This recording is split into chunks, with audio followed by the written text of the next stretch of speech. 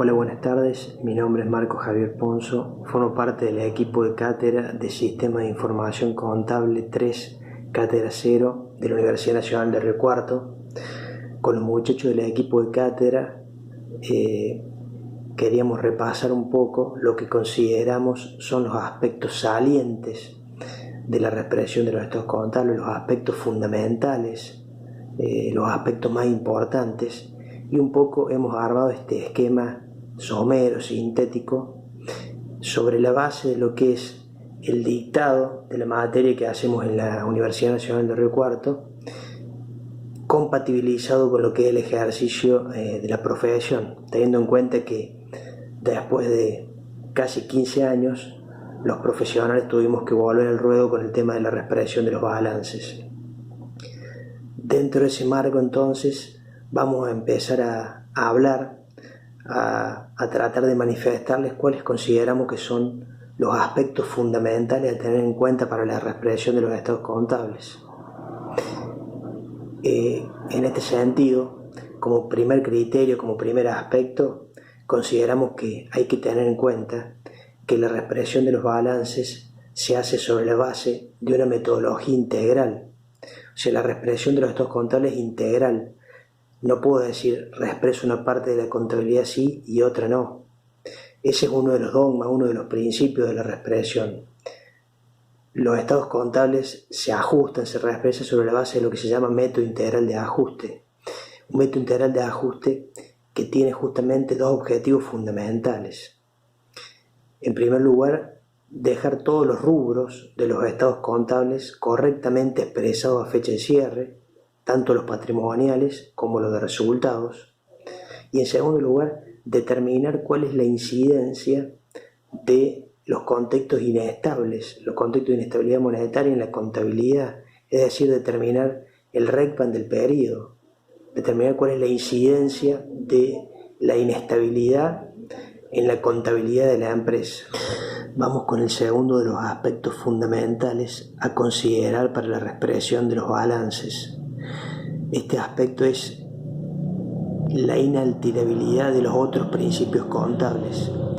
¿Qué significa esto? Significa que la reexpresión no tiene como objetivo modificar el resto de los principios contables que se utilizaron para confeccionar los balances.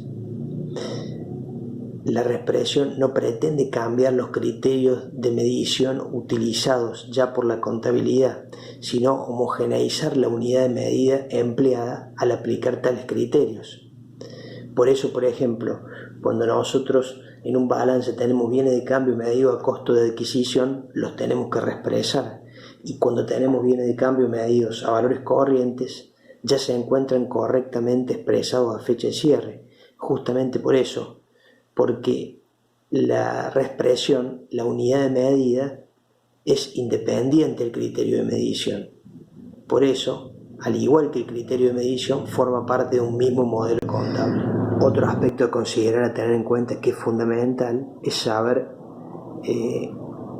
cuál es la recepción normativa de la reexpresión de los estados contables. En este aspecto tenemos que considerar que, en primer lugar, los estados contables deben ser reexpresados por inflación, porque así lo establece la Ley General de Sociedades, la Ley 19.550, que es la norma de fondo en lo que respecta a cuestiones contables. Y luego, en cuanto a las resoluciones técnicas, la RT6 es la que establece el procedimiento de reexpresión de estados contables. RT6 que está totalmente vigente y está totalmente operativa. Es fundamental entonces saber que existe hoy en día, en la actualidad, desde el punto de vista profesional, la obligatoriedad de reexpresar los estados contables, y un poco el fundamento viene de esa normativa, la norma de fondo, que es la Ley General de Sociedades, y la norma técnica que hace operativa la norma de fondo, que es la RT6, dentro del marco de las normas contables profesionales argentinas. El cuarto dogma, el cuarto aspecto fundamental a considerar para la reexpresión de los estados contables es el famoso criterio de lo temporal. Criterio de lo temporal que recepta la RT6, y de esta manera tenemos que saber que el tiempo es el elemento sustancial, es el elemento esencial que se utiliza para expresar los estados contables. Por eso siempre la principal pregunta que nos tenemos que hacer es: ¿en moneda de qué momento está expresada la partida? Dentro de este marco podemos tener 4 alternativas. Podemos tener partidas que están expresadas en moneda del pasado, que deben ser reexpresadas hasta fecha de cierre, de acuerdo a lo que dice el RT6. Partidas que están correctamente expresadas a fecha de cierre, que no tenemos que hacer nada. Partidas que se encuentran expresadas en moneda del futuro, o partidas que surgen de comparar valores que están en diferentes momentos de tiempo. Vamos a tratar de ejemplificar sintéticamente a cada caso, a cada cuestión. En el primer caso, las que están expresadas en moneda del pasado, por ejemplo, bienes de cambio que están medidos a costo histórico. Por ejemplo, un crédito que tiene cláusula de ajuste y que no está actualizado por dicha cláusula, está en moneda del pasado. En el caso de rubros o partidas que están en moneda correctamente expresado a fecha de cierre, en moneda del presente, podemos tener, por ejemplo, bienes de cambio que están medidos a valores corrientes, o podemos tener las denominadas cuentas expuestas, caja o disponibilidades, y créditos y deudas en moneda nacional sin cláusula de ajuste y sin intereses explícitos. Esas son todas partidas que se encuentran expresadas en moneda del presente. También podemos tener ahí el mismo crédito, pero que está correctamente actualizado en la contabilidad según la cláusula de ajuste que tiene a fecha de cierre. Ese crédito también va a estar correctamente expresado al cierre. Dentro de las partidas que están expresadas o que pueden estar expresadas en moneda del futuro, la tercera categoría, podemos tener, por ejemplo, crédito en moneda nacional sin cláusula de ajuste, sin intereses explícitos, pero que tenga componentes financieros implícitos que al cierre la contabilidad no haya segregado. Por eso dice que están en moneda del futuro.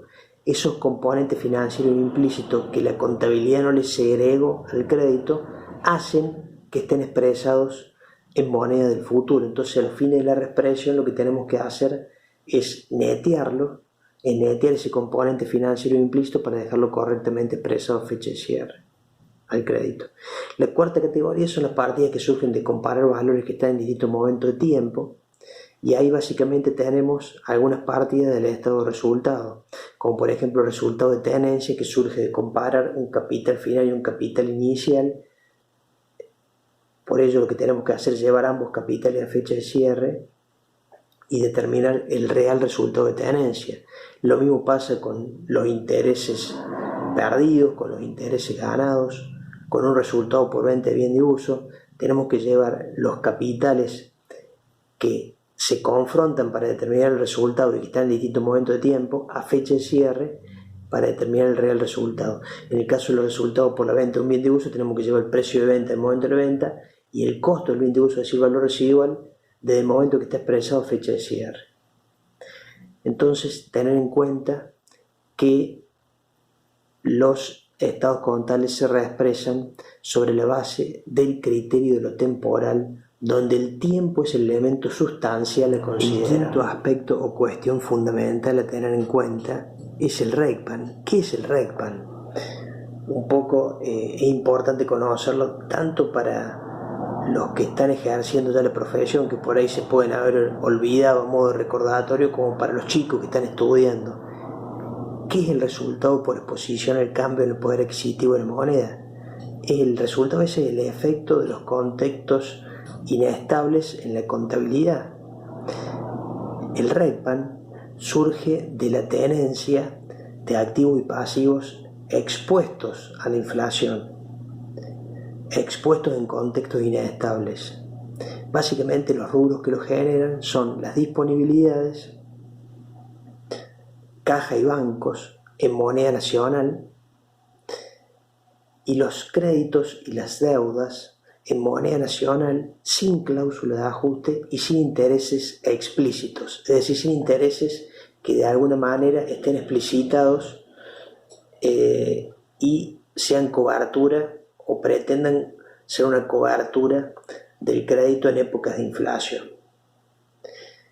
¿Qué hay que tener en cuenta con el REIPAN? Hay que tener en cuenta que surge básicamente por tres factores que se tienen que dar concurrentemente. En primer lugar, que existan contextos de inestabilidad monetaria, por ejemplo, que exista inflación. En segundo lugar, que transcurra el tiempo. Y en tercer lugar, que exista un capital expuesto en esa inflación o a ese contexto inestable. Son tres factores que se tienen que dar en forma concurrente. El REIPAN es un resultado de tenencia de naturaleza financiera, se dice. Es de tenencia porque surge de tener activos y pasivos expuestos a la inflación, los que hemos citado con anterioridad. Y es de naturaleza financiera porque depende totalmente de la estructura financiera que adopte el ente. O sea, si la empresa tiene como política contable tener determinados rubros o irse o direccionarse a determinados rubros, la inflación la puede afectar en mayor o menor medida. Por ejemplo, en esta época en la República Argentina, tener mucho dinero en una cuenta corriente, tener muchas disponibilidades, sin lugar a dudas, que pega en la inflación. Ahora bien, si esas mismas disponibilidades no se las tiene en moneda nacional, sino que se las tiene de alguna manera para cubrirse de la inflación en moneda extranjera, o se las tiene, o se toma alguna posición en algún fondo que permita cierta posibilidad rápida de rescate y que se utilice de alguna manera como cuenta corriente para las empresas, esas posiciones, esas disponibilidades van a estar cubiertas de la inflación. Nótese ahí la diferencia porque ahí está cubierta con una renta que generan esos fondos de inversión a los fines de cubrir los efectos de la inflación. Si la empresa toma como política tener bienes de cambio, estoquearse, la inflación no le va a afectar en gran forma. Si la empresa toma como política tener créditos expuestos, o sea, no pactar créditos con cláusula de ajuste, y en un contexto de alta inflación le va a pegar.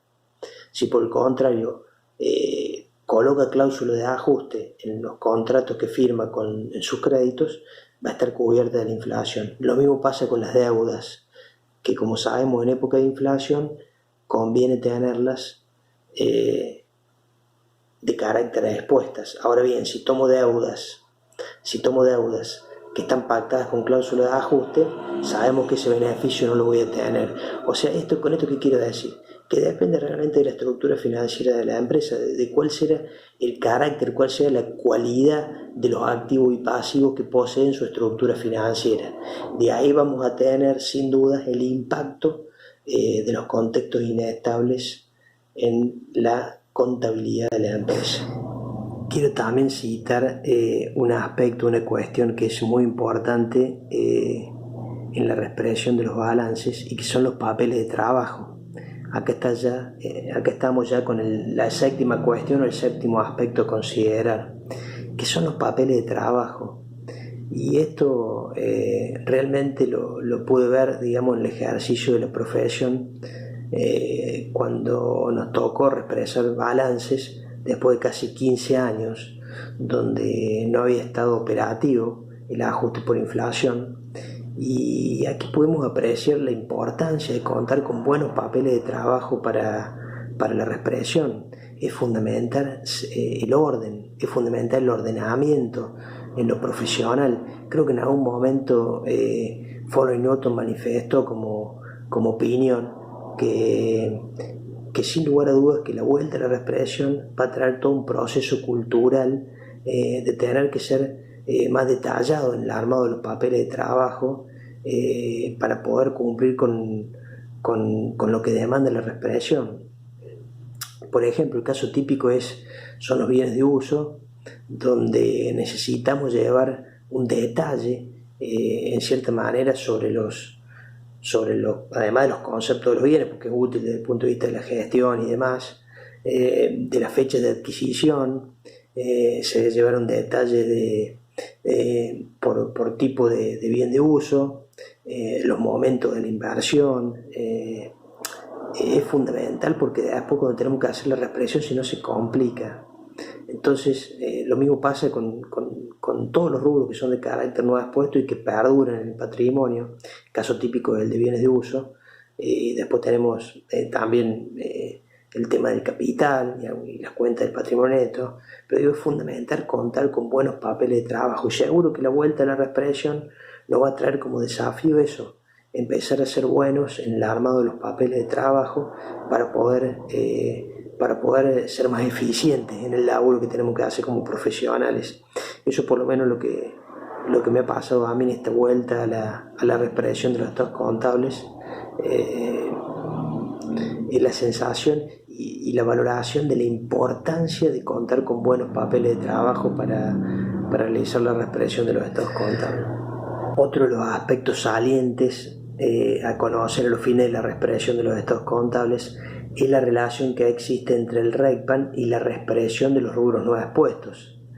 Es importante acá que conozcamos que tenemos un aliado fundamental que es la partida doble. ¿Por qué esto es así? Porque justamente, pese a que el RECPAN es generado sobre la base de los rubros expuestos, existe una coincidencia numérica en su resultado final, tanto al determinarlo sobre la base de estos rubros expuestos o monetarios y al determinarlo sobre la base de los rubros no expuestos o no monetarios. Esa coincidencia numérica en su resultado final, al calcularlo sobre la base de ambas metodologías, tiene su fundamento en el mecanismo con que opera la partida doble a la hora de registrar las operaciones. Y esto es así porque si nosotros tomamos la ecuación contable que muestra la estructura financiera de toda empresa, activo igual a pasivo más patrimonio neto, y transformamos la ecuación justamente en los componentes expuestos por un lado y los componentes no expuestos por otro lado, es decir, me queda activo menos pasivo expuesto por un lado y todos los rubros no expuestos por el otro lado, vamos a ver que si en una misma registración contable intervienen una cuenta expuesta y otra no expuesta, lo que pasa de un lado de la ecuación pasa del otro lado. Por eso, a partir de ahí podemos generalizar y decir que el RECPAN determinado sobre la base de los rubros expuestos es igual o es coincidente al RECPAN determinado sobre la base de los rubros no expuestos. Y justamente lo que tenemos del lado izquierdo con los rubros expuestos es el método directo de determinación del RECPAN, o lo que se llama método de comprobación. Y lo que tenemos del lado derecho de la ecuación no es ni más ni menos que el método de determinación del RECPAN sobre la base de las contrapartidas o método integral de ajuste de reexpresión. Ahí está. ¿Por qué? Porque ahí está el RECPAN determinado sobre la base de los rubros que son de carácter no expuesto, sobre la base de su reexpresión. ¿Está claro? Entonces, un poco eso es importante que conozcamos la bondad de la partida doble en este aspecto y cómo nos ayuda a entender el proceso de la reexpresión. A partir de aquí ustedes pueden preguntarse y decir, ¿y por qué no utilizamos directamente el método directo de determinación del RECPAN y trabajamos con las partidas que lo generan? Entonces ahí lo que tenemos que saber es que justamente el objetivo que tiene el método integral de ajuste es cumplir las dos cuestiones: reexpresar los estados contables y determinar el RECPAN del pedido. Entonces, si yo trabajo con las mismas partidas que lo generan, no estaría cumpliendo con la misma partida que genera el RECPAN, no estaría cumpliendo con el segundo objetivo, que es reexpresar los estados contables y dejar todos sus rubros, tanto patrimoniales como de resultado, correctamente expresados a fecha de cierre. Entonces, un poco entender la bondad de la partida doble en este aspecto y cómo nos ayuda en el proceso de la reexpresión a comprenderlo y también a entender que quizás el kit de la cuestión está en saber en cuándo se modifica el capital expuesto a la inflación, para saber cómo tengo que operar desde el punto de vista de la reexpresión. Buenas tardes, ¿qué tal? ¿Cómo están? Bueno, cerrando un poco estas cuestiones fundamentales que hemos tratado de hacerles llegar de lo que tiene que ver con la reexpresión de estados contables. Queríamos cerrar con las últimas novedades en materia de reexpresión. En este sentido, lo que tenemos que tener en cuenta es que la Federación desde julio del 2018, a través de un comunicado que emitió, empezó a considerar obligatoria la reexpresión de los estados contables. Luego lo que fue intentando hacer la Federación es tratar de culturizar el proceso de reexpresión, dictando normativas que en algún punto simplifican la tarea de la reexpresión. En este sentido dictó las resoluciones 539/2018 y 553/2019 de la Junta de Gobierno, donde lo que se observa ahí son algunas simplificaciones que buscan, digamos, de alguna manera que la profesión contable vuelva a la reexpresión de los balances y trate de culturizarlos paulatinamente, digamos, con algunas dispensas en ese aspecto. Dentro de esas dispensas, dentro de esas simplificaciones, se puede citar el hecho de que en la vuelta a la reexpresión sea solamente obligatorio presentar el estado de situación patrimonial reexpresado en forma comparativa y no así el estado de flujo efectivo, el estado de evolución del patrimonio neto y el estado de resultado. Eso en primer lugar. Otra simplificación es el hecho de que el estado de flujo efectivo cuando se presente por el método directo se puedan presentar las actividades operativas de inversión y de financiación por totales, sin poner su detalle, ¿verdad? Con lo cual, dado que la mayor cantidad de causas se encuentran en las actividades operativas, esas las podemos sacar por diferencia, sacando los flujos vinculados a las actividades de inversión y de financiación. Y también tener presente que siempre está ya por la misma RT6, que es la norma técnica que hace operativa el ajuste por inflación con el mecanismo en sí. Ya en la RT6, y está vigente, el hecho de la posibilidad de registrar la reexpresión a través de una cuenta que va de alguna manera englobada, incluida con los resultados financieros y por tenencia, es decir, registrar la reexpresión a través del rubro resultado financiero y por tenencia, incluyendo el RECPAN. Por supuesto que si lo hacemos de esta manera tenemos que tener en cuenta que los resultados financieros y por tenencia no los estamos mostrando en términos reales, despojados del efecto de la inflación, sino que los estamos mostrando en términos nominales y incluyendo ahí adentro, en ese rubro, la registración de la reexpresión.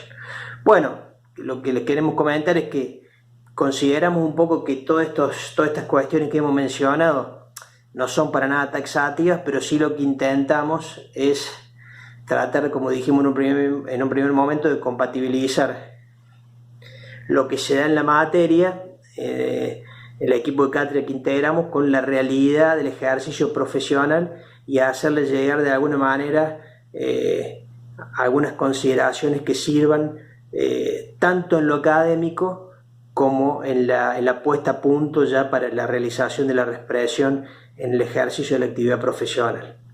Un abrazo grande y muchas gracias.